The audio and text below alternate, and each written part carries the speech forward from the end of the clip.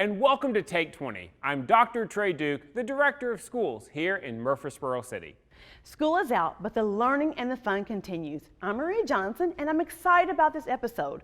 I hope you'll be inspired to grab a book and some sidewalk chalk. On this episode, we're doing bugs, and more bugs, plus some great outdoor activities, or if it's raining, some inside fun to keep the kids busy and engaged. So let's go to Miss Sherry and check this out.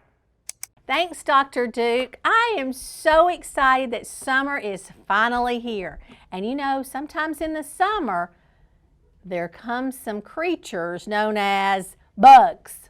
There's lightning bugs, there's ladybugs, there's grasshoppers, and all of them have a job to do. I remember as a child, I used to go out at night and I would collect fireflies and put them in a jar. It was always exciting. I always thought I would grow up and study bugs, but I didn't. I ended up being a teacher, but I still get to read really good books that are all about bugs, and I happen to have one today.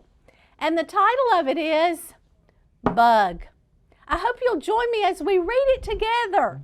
Bug was called Bug because she loved every winging, singing, crawling, biting, stinking, slinking, stinging bug there was. Bug liked to draw bugs more than do anything else in the world, especially math. Miss Glish would be a little upset with that.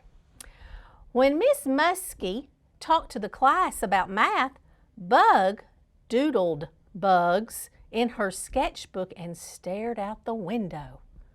She couldn't wait to race outside to the open field and look for new bugs to draw. Miss Muskie shook her head, whooshing her cloud of curly hair. Bug, you must spend less time doodling and more time on math. Sounds like a really good teacher to me. One day, Miss Muskie made an announcement to the class. If everyone does well on the big math test tomorrow, we'll plan a trip to the Science Museum. Miss Muskie smiled. Bug frowned. Bug's friend Jasper was the only kid in the class who would walk home with her. He didn't mind when she shoved some new kind of insect in his face. And listen to what he told her. You have to pass the big math test, said Jasper. You've always wanted to go to that awesome bug room at the Science Museum. Bug sighed. I'll do my best. Walk the rest of the way without me. I have to spend time on math. Do you think she's going to be able to spend time on math and not doodle bugs? Let's find out. I've skipped a few pages and the day of the math test has arrived. Let's see what happens to Bug, or the bugs. Bug opened her lunchbox. She peeked at her lucky crickets. Then Bug started drawing again. She doodled 6 crickets, crossed out 4.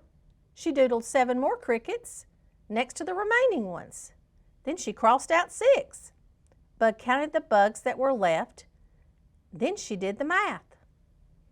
She wrote her answer and raised her hand. Miss Muskie walked to Bug's desk and picked up her test. The lunchbox chirped. Bug looked down just as all the crickets leaped straight up out of the lunchbox and into Miss Muskie's cloud of hair. Miss Muskie screamed and waved her arms. Get them off! Get them off! They think your hair is a field, said Bug calmly. They are aggregating on you. That is a wonderful vocabulary word, Bug, yelled Miss Muskie, but I am not a field. We have to take them outside, said Bug. Miss Muskie and Bug raced to the empty field. The class followed. Bug gently gathered the crickets from Miss Muskie's hair and placed each one back on the log. Miss Muskie shook her hair and combed through it with her hands. She took a very deep breath. That usually means that someone's in trouble. Why were the crickets in my classroom, Bug? I was doing math by counting bugs, explained Bug. and I showed my thinking just like you wanted. Miss Muskie took another very deep breath and looked closely at Bug's test paper. She checked all the answers. "This is very good work, Bug," she said. "Congratulations." The whole class cheered as Miss Muskie pulled her special gold pencil from her pocket and wrote a big A+ on Bug's math test, along with a note. "No more bugs in class, please." The next week, Bug and her entire class went to the Science Museum and did lots of doodling and even some math. And even Miss Muskie spent time in the bug room. I am so excited that Bug made an A+ on her math test and got to visit the Science Museum. You know, that would be something great you could do during the summer, is visit your local science museum. Maybe they'll have bugs there. You know, the one thing, though, that really excited me in this book is that Bug loved to doodle. You know, I think I would like to doodle. Maybe I can find some sidewalk chalk and hopefully an art teacher that can show me just how to do that. Back to you, Maria. Miss Sherry chose a perfect book for this time of year. Reading, math, art, and bugs, all with a girl named Bug. Dr. Duke, were you a doodler in school? In fact, I was. Some of the best ideas start with the doodle. I think it's awesome that Bug let her passion for doodling help her succeed in math. One of my favorite parts of the book, other than Bug's math problem-solving skills, was the illustrations. I agree with Miss Sherry. We need to create some art. Well, Sherry, that was a great book. Two of my favorite subjects, art and math. Today, we have Cindy Clish here with us to do a little doodle. And you know what? I am so excited. Math is my favorite subject, but I know I can learn some art. And if you're going to put both of them together, I'm on board. Let's go. All right, let's do it. Okay. Today, we're going to start off with a really simple beetle. So the first thing that we're going to do is we're going to start off with a circle, kind of about the size of your dinner plate. I like my dinner plate a little bit bigger. Okay. All right. I'm going to try that. You know I like circles. Ooh, yes. There we go. All right, now then, we know that beetles are symmetrical, right? So we're Okay. going to add a line right down the center of our beetle. All right, let's give him a head. We're going to add the top to it, and just like a letter C, we're just going to attach it to the top. And that's also an arch in math. So, you know, Ooh. they might want to think about that too, and that relationship. Okay. Let's give ours some antennas. So you could do straight ones going up. You could curl them out. You could add little bars onto it. You could be really creative with those. Okay. Got it. All right, now let's add a little details to our ladybugs. We're gonna kind of lightly use the side of your chalk to kind of blend in a little bit to give your ladybug some color. And I chose green, that. a little different. You could choose There's any half color my you circle. want. Okay. All right, let's add some dots really quick and give it Okay. some details. So you could do very large ones and color those in, or you could do really small ones, or you could do a mix. You could do some large ones and some small ones. Oh, okay. And again, we're just making different size circles. And beetles are usually symmetrical, so if you have Oh. two on this side, you may have two on that side. Okay.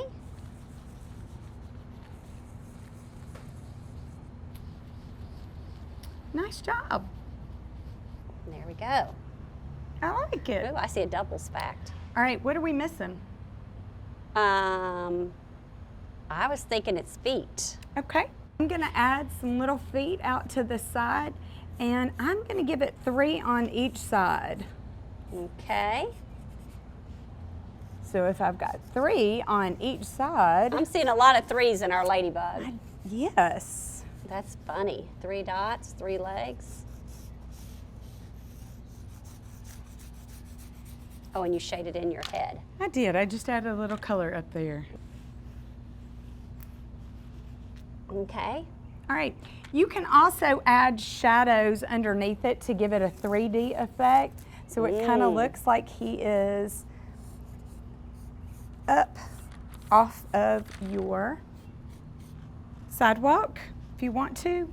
This is really fun. This is a great It activity. is. It's a great way to get outside with your mom and dad, your grandmother. I am Or enjoying your this. friends. And I mean, it looks like Ladybug. It's turning out. It looks good. Hey.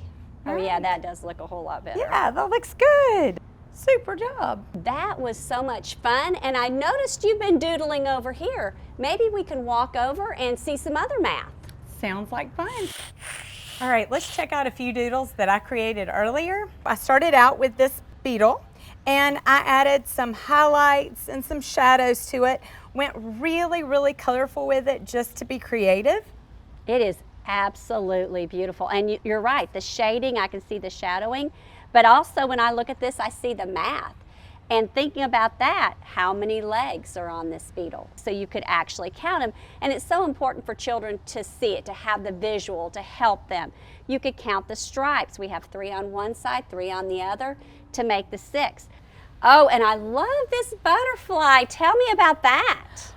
Well, I just added some different colors to it and tried to be a little bit more creative by adding a few more circles to it, going back to that math. Well, see, and again, your facts, right? So your math facts, because here I can actually see different add-ins. So you could say your 5 and your 5, which makes your 10, and then you've got your 2 more. So really the drawing really lends to that understanding of what makes 10 and then some more. All right, my doodle looks just a little different than Miss Cindy's does. Let's go check hers out.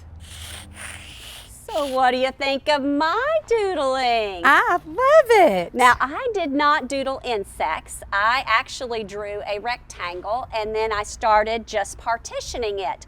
So if the rectangle is a hole, this is when a visual really helps. You know, just this doodling idea, drawing it out, we begin to see fractions here. So as you're looking at this, rectangle's the hole. What fraction do you see? I see thirds here, here, and here. Excellent. So now that you have this idea of thirds, do you see any other fractional part? Ooh, if I divided this into halves, then that would be a 1/6. And which a one are you looking? 6? Yeah, 2 The 6 green and the pink? would make that Yes. 1/3. And do you see how color helps this to Yes. distinguish? And then I always think about, and we're just going to kind of pose this question for our viewers, what is the purple area? What fractional part is that?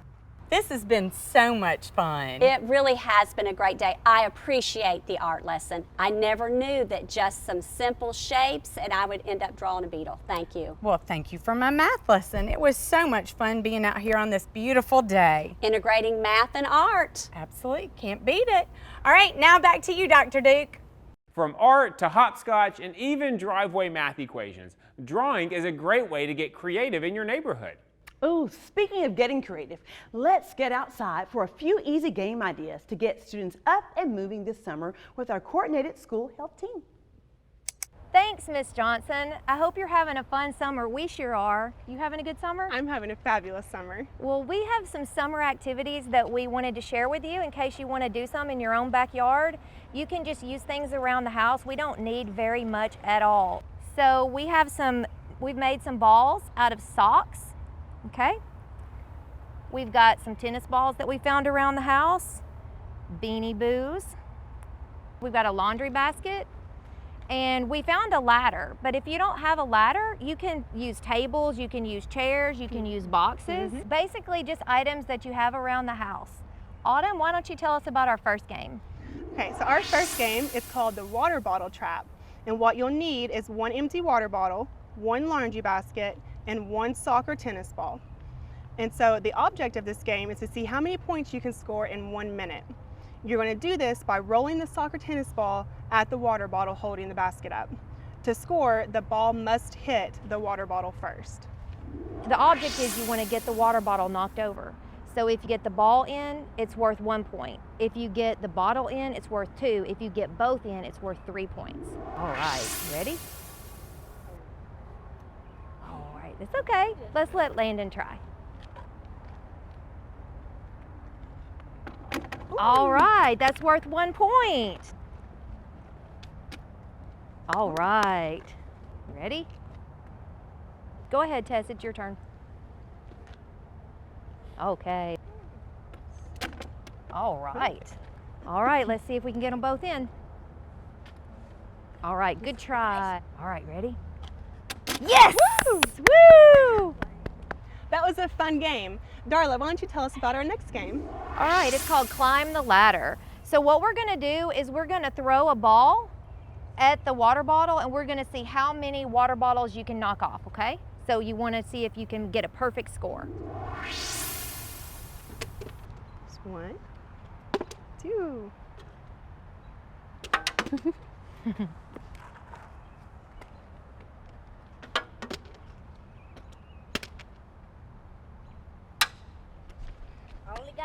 All right.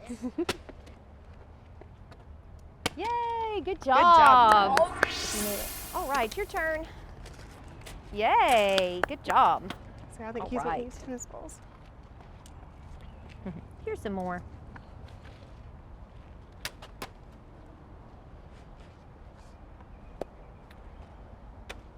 Right.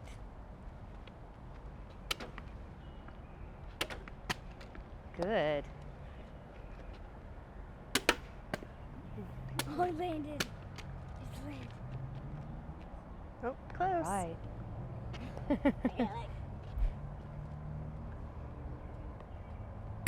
Good job. Good aim. Good job. All right, that was fun. I hope you get a perfect score at home. What's our next game?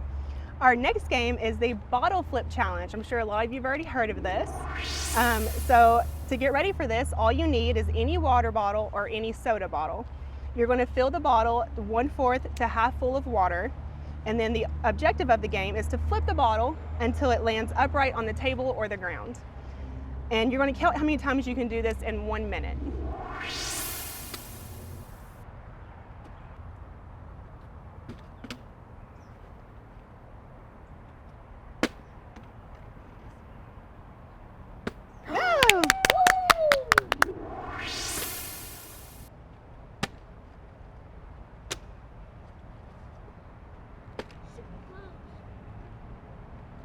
Yay! All right.